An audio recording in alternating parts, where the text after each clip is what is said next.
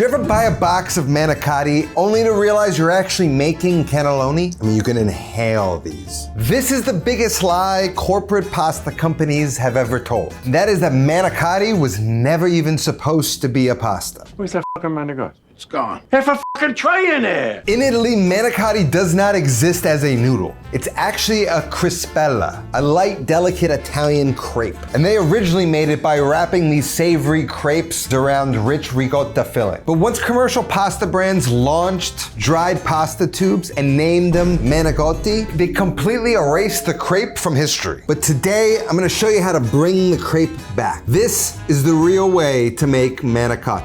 Or if you speak Italian-American, manicotti.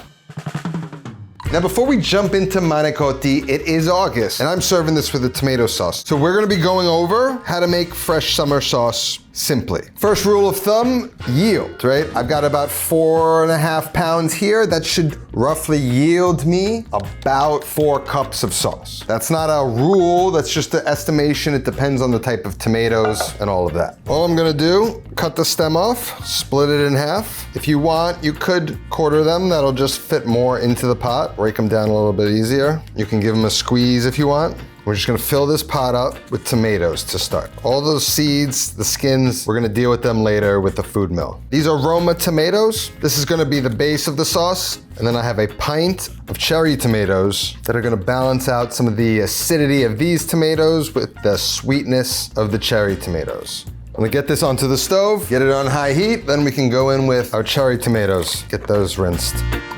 And as that's coming up to temperature and as those tomatoes start to sort of break down, I'm gonna split the cherry tomatoes, start getting those in.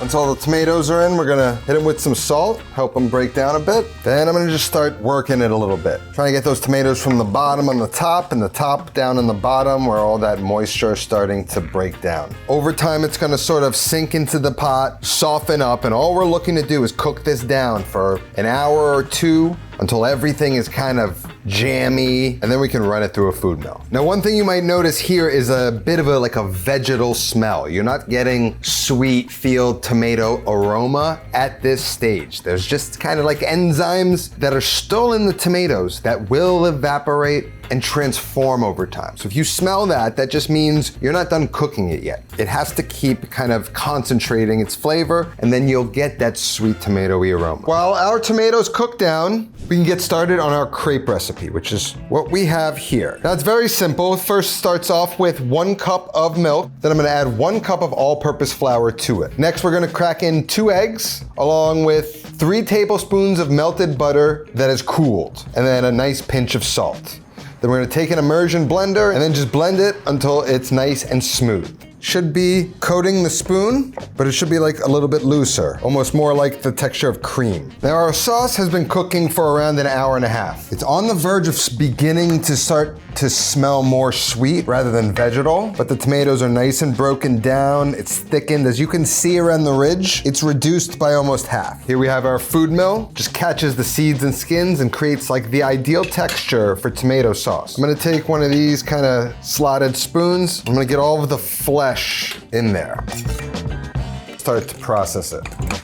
Make sure you clean the bottom, that's where all that good pulp is. Then we can take the remaining liquid and sort of clean out the food mill. Now we have a nice strained tomato passata, essentially, from fresh tomatoes. We do need to sort of reduce a little bit more, and that's gonna be the sauce for our manicotti. We're gonna get the pan back on the heat. I just cleaned it out. Coat the bottom of the pan with olive oil. Toss in a clove or 2 of sliced garlic, nice and thin, along with a stem of basil. Season with some salt. And we're now gonna infuse that olive oil with that garlic and basil flavor. All we're looking for is a little caramelization, a little light browning around the garlic, and then we're just gonna add in the tomatoes.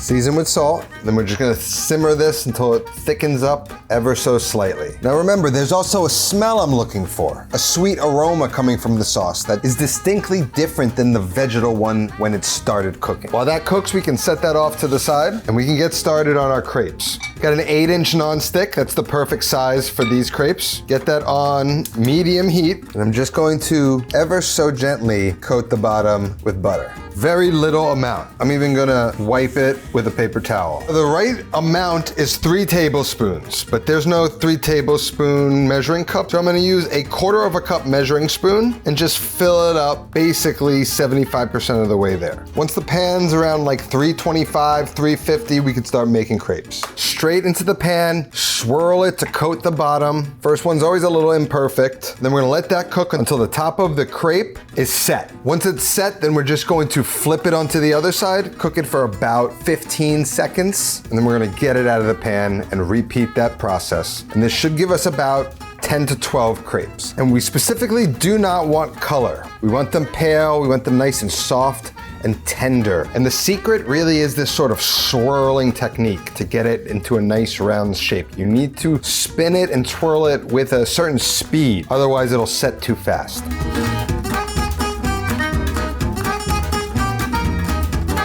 So now we got our crepes. And let those cool. We got our sauce simmering, looking nice. Next, we just need to make our ricotta filling. Now, I find when making any sort of ravioli filling for Italian food, you get a thing in one of these tins, right? Like, it just is the perfect texture. They've drained out moisture, it's thick. I can control moisture now by adding it back in rather than draining it out. So we're gonna get this into a bowl.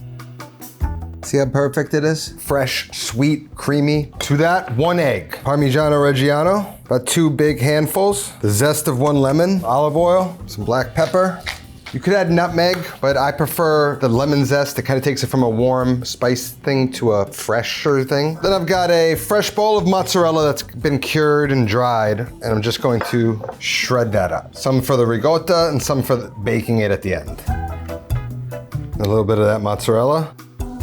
And we're just gonna get that mixed up, incorporated, sort of what you're looking for. Get yourself a piping bag, container to help me fill it, start adding it.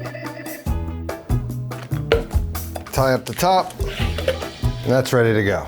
So I got my ricotta filling and my crepes. I like them filled pretty thick, right? So the way that I'm going to sort of measure that is by the hole I cut from the piping bag. So I'm gonna do something like that. And what I like to do is pick one side up like this and almost create like a wall, right? I'm gonna line up in the center. I'm gonna use that to kind of create some tension to build a nice thick pipe of the ricotta. Then we're just going to fold it over like a burrito, push back, and then roll forward. If you want, you can sort of fold in the sides, and there is a manicotti. So you can just go ahead and like so quickly with a piping bag, bang all of these out in no time.